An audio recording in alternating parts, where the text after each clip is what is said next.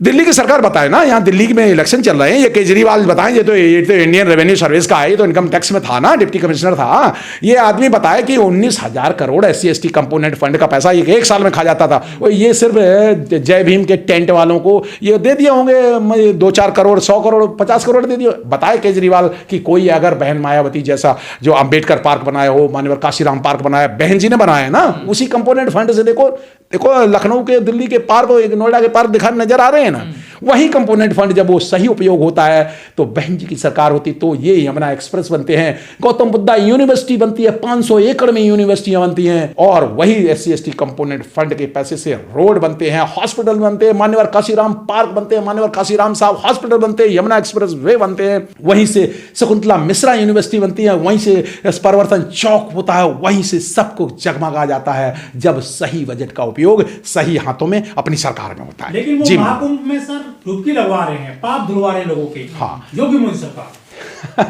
अब इन पाप पुण्य की बात तो बाबा साहब ने की नहीं ना, बाबा साहब के अधिकार। बाबा साहब ने आर्टिकल 13 है संविधान की, उसमें इस पाप पुण्य और जितने भी ये कथा और जितने भी ये कुरीतियां, जितने भी धार्मिक जो कहते हैं मिसगाइड करने वाली सारी कुरीतियों, सारी अवधारणाओं की 13वीं कर दी थी आर्टिकल 13 में बाबा साहब ने। बाबा साहब तो नहीं मानते, फिर बाबा साहब ने प्रतिज्ञाएं भी दी थी कि 22 प्रतिज्ञाएं दी थी कि मैं ये नहीं करूंगा, मैं ब्रह्मा विष्णु महेश को नहीं, ईश्वर नहीं मानूंगा, इनको नहीं मानूंगा, मैं इन चक्करों में नहीं जाऊंगा। और फिर संविधान में बाकायदा ये सांस्कृतिक जो साइंटिफिक टेम्परामेंट के लिए आर्टिकल है, बाकायदा डायरेक्टिव प्रिंसिपल्स हैं कि जनता में वैज्ञानिक सोच पैदा करेंगे, तो वो संविधान को मानते ही नहीं है। ये मनवादी सरकार है। दलितों को क्यों नहीं जाना चाहिए कुंभ में, क्यों नहीं डुबकी लगानी चाहिए? जो अनजाने में पाप हो गए वो सब धुल जाएंगे। अरे इनको ये बताओ, ये जाकर के क्या करे? अभी तक क्या हुआ? हजारों साल तक ये जाते रहे, इनका क्या हुआ? किसी कोई एक देवता आया कोई कल्याण करने? हजारों देवी देवताओं ने कभी तो कुछ किया नहीं, कोई उद्धार नहीं हुआ। सिर्फ एक उद्धार किया, एक ही महामानव बाबा साहब अम्बेडकर, और उस महामानव के बाबा साहब अम्बेडकर के विचारों पे चल करके उनका तो छोड़ो, ये जो मानववादियों का भी कल्याण हो गया, उनकी सरकारें बन गई, वो मालिक बन बैठे, और उन मालिकों जिनको मालिक बनना चाहिए था वो अपनी सत्ता खो बैठे। और बाबा साहब के संविधान पे, जिन्होंने संविधान पढ़ा, SC/ST या OBC ने नहीं पढ़ा, और उन्होंने पढ़ा, राहुल गांधी ने पढ़ा, कांग्रेसियों ने पढ़ा, वो पता चला ये संविधान करके वोट लेने लगे। ये ऐसे संविधान करके वोट क्यों से लेने लगे? ये वो जानते हैं उसमें बजट का प्रोविजन है, उसमें बाकायदा कैसे बजट बनाया जाता है इस बात की चर्चा है, और वो फाइनेंस बिल होता है, और फाइनेंस बिल जब तक पास ना हो तब तक वो जनता के पैसे को खर्च नहीं किया जा सकता। ये लोकसभा हो, चाहे राज्यसभा हो, और चाहे वो विधान परिषद हो या विधानसभा हो, जब तक फाइनेंस बिल पास नहीं होता है तब तक जनता का पैसा खर्च नहीं किया जाता, और जनता का पैसा का मतलब जनता की मर्जी। लेकिन सर जो महाकुंभ लगा हुआ है, इससे आर्थिक मजबूती मिली है उत्तर प्रदेश से, 1000 करोड़ का वहां पे बिजनेस हुआ है। हाँ, बिजनेस हुआ है, धार्मिक धंधेबाजों का, मनवादियों का बिजनेस हुआ, बाबाओं का बिजनेस हुआ, मंदिरों का बिजनेस हुआ, मनवादियों का, RSS वालों का बिजनेस हुआ, उन्हीं की मालाएं चढ़ी, उन्हीं के सब कुछ चढ़ा। लेकिन बहुजनों का क्या हुआ? ये SC/ST लोग तो ये तो इनके ये, अरे भाई दरअसल बात ये तो, खैर मैं उन नेता को कोट नहीं करने चाहूंगा, लेकिन कहा एक नेता ने कह दिया था कि जो पापी हैं वही जा रहे हैं पाप धुलने। लेकिन ये बहुजन लोग तो, ये ईमानदार लोग बेचारे, अरे इन्हें तुम्हारे तो पाप है ही नहीं, तुम तो बाबा साहब का नाम याद करो, बाबा साहब के रास्ते पे चलो, मान्यवर काशीराम साहब के सत्ता के रास्ते पे चलो ना मान्यवर। कि ऐसे जिंदे प्रश्न, इतने महत्वपूर्ण प्रश्न पहली बार मेरे से पूछा गया, और एक Anil Kumar MBA finance from FMS Delhi, engineer lawyer double MBA से, इस प्रश्न का उत्तर मैं गंभीर देना चाहूंगा। भारत के 125 करोड़ बहुजनों को, क्या बहुजनों, और खासकर जो जय भीम करने वाले एक्टिविस्टों को भी मैं ये आपको जानकारी देना चाहता हूं। जय भीम वाले एक्टिविस्टों, क्या इस एक्टिविस्ट को या सामाजिक कार्यकर्ताओं को ये जानकारी है कि जैसे दिल्ली में इलेक्शन हो रहे हैं तो दिल्ली का एक साल का बजट कितना है? 78,400 करोड़। 78,400 करोड़, उनका हिस्सा कितना है? 24% SC/ST कंपोनेंट फंड का पैसा अगर हम निकालें तो बनता है 19,000 करोड़ रुपए, तो एक साल में बनता है। और 19,000 करोड़ क्या, 1,000 करोड़ क्या, 100 करोड़ भी दिल्ली के बहुजनों को नहीं मिलता। दूसरा उदाहरण मैं देके समझाता हूं। मैं एक छोटा सा डाटा और देना चाहूंगा। हरियाणा का बजट है एक साल का 1,34,000 करोड़। उत्तर प्रदेश जहां महाकुंभ हो रहा है इसका बजट है 5,60,000 करोड़। ये और जो उत्तराखंड जैसा छोटा सा राज्य उत्तराखंड है उसका बजट, दिल्ली वाले हैरान हो जाएंगे, देश के लोग हैरान हो, 3 लाख करोड़ रुपए एक साल का बजट है। लेकिन ये जो बजट है, ये बजट अभी ये अगले महीने में बजट सरकारें बनाएंगी। मनुवादी सरकारें, चाहे केंद्र की सरकार हो चाहे राज्य की सरकार हो, बजट बनाने के लिए वो बुलाती हैं, आ जाओ इंडस्ट्रियलिस्ट, आ जाओ बैंक वालों, आ जाओ सब लोग आ जाओ, लेकिन कभी बहुजनों को नहीं बुलाती। क्यों नहीं बुलाती?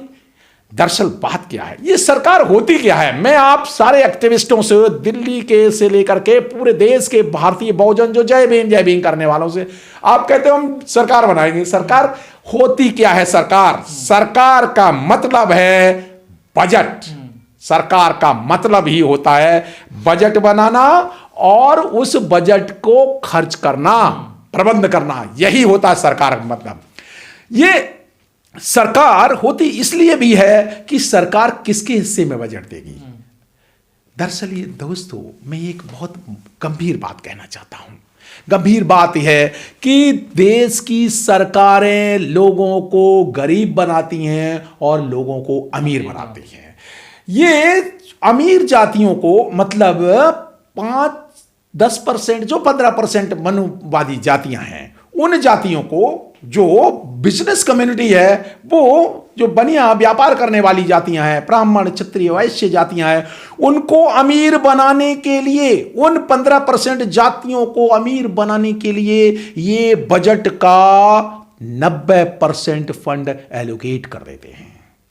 90% फंड 15% लोगों के लिए। 15% लोगों को 90% जब आप पैसा दे देंगे और 90% भारत के 140 करोड़ में से 125 करोड़ लोगों को 10% देंगे तो वो तो गरीब रहेंगे। ये सरकारें ही हैं दोस्तों जो अमीर बनाती हैं, गरीब बनाती हैं। फॉर एग्जाम्पल मैं आपको बताना चाहता हूं कि ये क्या करती हैं, कैसे गरीब बनाती हैं। जैसे बीजेपी ने कैसे गरीब बनाया। बीजेपी ने कहा हम 5 किलो अनाज देंगे, हम ये देंगे, ये देंगे। ये था क्या? ये दरअसल ये गरीब बनाने का बहुत बड़ा षड्यंत्र था। पहले नोटबंदी की, फिर अकाउंट में खाते खुलवाए, उसमें खाते में 1-2 हज़ार रुपए डाल दिए। ये है क्या? आप पार्टी कहते नहीं हम 2100 रुपए, 2000 रुपए देंगे, महिलाओं को देंगे।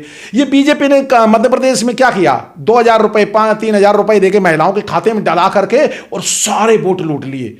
ये सरकार द्वारा गरीबों को गरीब बनाने का कार्यक्रम है। ये कार्यक्रम चलाया कैसे जाता है? ये बजट से ही चलाया जाता है कि शेड्यूल कास्ट के लिए इतने हजार वो दे दिए भाई, 100 करोड़ रुपए, चलो 200-500 करोड़ रुपए खर्च कर दिए, बाकी सारे बजट लूट दिया, आप खुद खा गए 1000 करोड़, इनको दे दिए सिर्फ 1 करोड़ 2 करोड़। बाबा साहब अम्बेडकर ने कहा जाओ बहुजनों, अपनी घरों की दीवारों पर लिख दो तुम इस देश के शासक हो। ये शासक बनोगे कैसे? वहीं से मानवर काशीराम साहब ने कहा था सत्ता की गुरु किल्ली। ये गुरु किल्ली क्या थी? ये गुरु किल्ली, सत्ता की गुरु किल्ली जो थी, ये मास्टर की थी, वही बजट था। इस बजट से ही सारे दरवाजे, सत्ता की मास्टर की से सारे दरवाजे खुल जाते हैं। ये दरवाजे कैसे खुलते हैं? ये दरवाजे हर डिपार्टमेंट को, हर काम के लिए, हर इंडस्ट्री के लिए, हर फील्ड के लिए, साइंस के लिए, हेल्थ के लिए, एजुकेशन के लिए, सबके लिए बजट दिया जाता है। मनुवादी सरकारों ने पिछले 75 सालों में शिक्षा के लिए 6% भी बजट नहीं दिया। बच्चों के, गरीबों के बच्चों को पढ़ाने के लिए इन्होंने बजट ही नहीं दिया, उनके वजीफे ही नहीं दिए, उनके लिए हॉस्टल नहीं खुले, तो फिर तो ये तो गरीब बनते ही जाएंगे। धार्मिक कामों के लिए तो खूब बजट देती है सरकार। हाँ जी, दरअसल यूपी में क्या हो रहा है, अब यूपी के SC/ST कंपोनेंट फंड का पैसा ये एलोकेट किया जाए, कुंभ मेले में लगा दिया।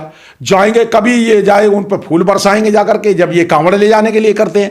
अरे इनको शिक्षा पे खर्च करना चाहिए था, इनको रोजगार में खर्च, एक तरफ रोजगार और नौकरी देने के लिए पैसा नहीं है। दरअसल ये पैसा जो कंपोनेंट फंड का पैसा है, ये डाइवर्ट कर दिया जाता है और फंड धार्मिक कार्यों में खर्च किया जाता है, गुलाम बनाने के लिए। दरअसल वो सरकार बनती कैसे है? वोटों से बनती है। तो ज्यादा वोटों वाले लोगों को, ज्यादा वोटों वालों की सरकार बननी चाहिए, नहीं बनती। क्यों नहीं बनती? बहुजन समाज है, बहुजन समाज पार्टी है, है, आप सब बहुजन मिलकर के एक जगह वोट डाल दो, आपकी सरकार बन जाएगी, फिर आपका वित्त मंत्री होगा।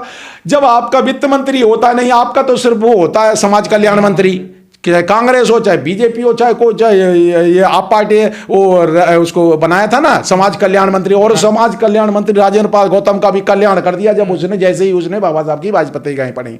तो ये दिल्ली में आप पार्टी ने, चाहे वो संदीप वाल्मीकि हो, चाहे क्या नाम ये अपना गौतम राजकुमार आनंद हो, चाहे ये राजेंद्र पाल गौतम, तीनों शेड्यूल कास्ट के मंत्रियों का कल्याण कर दिया, इनको हटा दिया, इनको इस्तीफा दे दिया, निकाल के बाहर कर दिया। क्यों कर दिया?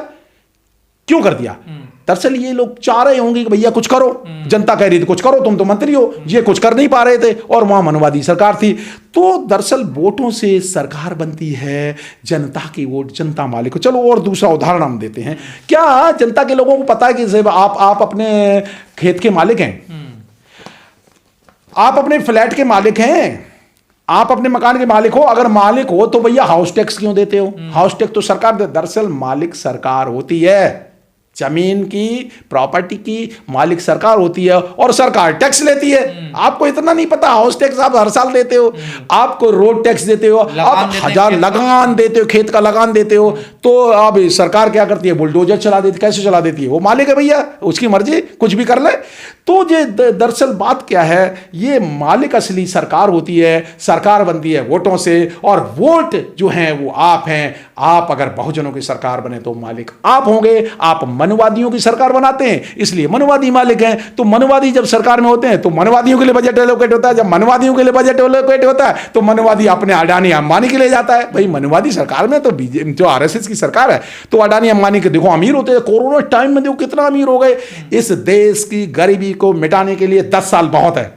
10 साल में बहुजनों की सरकार बन जाए, सारी गरीबी मिट जाएगी। 10 साल में मिटा देंगे बहुजन। बिल्कुल, 10 साल में बहुजनों की सरकार से पूरे बहुजन, एक भी गरीब नहीं मिलेगा, एक भी गरीब नहीं मिलेगा। उस डिस्ट्रिक्ट मजिस्ट्रेट को सस्पेंड कर देना चाहिए, उस डिस्ट्रिक्ट मजिस्ट्रेट को सस्पेंड कर देना चाहिए जिस डिस्ट्रिक्ट मजिस्ट्रेट के जिले में कोई भुखमरी से यदि कोई व्यक्ति मरता है। क्यों? इतना भी फंड नहीं है, बहुत है, हजारों करोड़ का फंड है। सरकारों से तो 70 साल में गरीबी कम नहीं हुई। नहीं, दरअसल ये नारा देती है, कांग्रेस ने नारा दिया गरीबी हटाओ आंदोलन, गरीबी हटी नहीं, ये सरकार बनाने के लिए करते हैं। अभी ये कभी स्त्रियों को पैसे दे करके वोट लूट लेते हैं, कोई लैपटॉप बांटता है, कोई साइकिल बांटता है, कोई कुछ बांटता है, लेकिन रोजगार नहीं देते, नौकरी छीनते हैं। बाबा साहब का संविधान, बाबा साहब ने हमें संविधान में मालिक बनाया था, वोट का अधिकार दे करके हमें बाबा साहब मालिक बनने का अधिकार दे गए। और हमें ये जानकारी नहीं कि हम मालिक हैं, हम मालिक हैं, वोट से मालिक हैं। और वोट हम शराब पी करके, कभी इसको, कभी जय श्री राम के चक्कर में, कभी नहीं बीजेपी को हराना है इसलिए, कांग्रेस को जिताना है इसलिए उसको दे देते वोट। मुसलमान लोग भी मालिक हैं, SC ST OBC माइनॉरिटी सभी मालिक हैं इस देश के। इन मालिकों को अपनी सरकार बनाने चाहिए, और वो सरकार बन सकती है बहुजनों के नेतृत्व में। लेकिन ये क्या करती हैं, ये मनुवादी पार्टियां क्या करती हैं, डिमोरलाइजेशन का अभियान चला। BSP तो खत्म हो गई, कुछ कहते हैं BSP खत्म हो गई, ऐसे चलाते हैं। क्यों? ये डर पैदा करते हैं, ये डराते हैं। ये फिर डरने के बाद फिर क्या करें, तो जनता घबराती है। अब अनाज नहीं रहेगा तो क्या करेंगे, कोरोना लगा दिया, जानते कोरोना लगा दिया साहब, कोई सड़क पे नहीं निकल सकता, क्या कर सकते भैया, खाएगा नहीं तो क्या करेगा, 5-5 किलो अनाज देते सरकार। जनता घबरा गई, जनता की सोचने समझने की शक्ति इन्होंने छीन ली, और जब भूल जाएगा सब कुछ, अपने रोजी रोटी के धंधे में लग जाएगा, तो पता चला वो क्या करेगा, गुलाम बन जाएगा। और यही मानसिक गुलामी बात है। दरअसल बात क्या है, ये एक्टिविस्ट को, ये मीडिया को, इन सबको समझना चाहिए कि सारी सत्ता की चाबी जो है एक ही मास्टर की है, और उसी से सारे दरवाजे, और वो है बजट। हमें बजट पर चर्चा करनी चाहिए। हमें इन सरकारों से पूछे, कोई भी RTI एक्टिविस्ट ने पूछा आज तक कि उत्तर प्रदेश का ये विकास क्यों नहीं हुआ, ये उत्तर प्रदेश का SC ST कंपोनेंट फंड का 21% जो फंड था, वो इतने हजारों करोड़ रुपया वो कहां गया, बताए सरकार।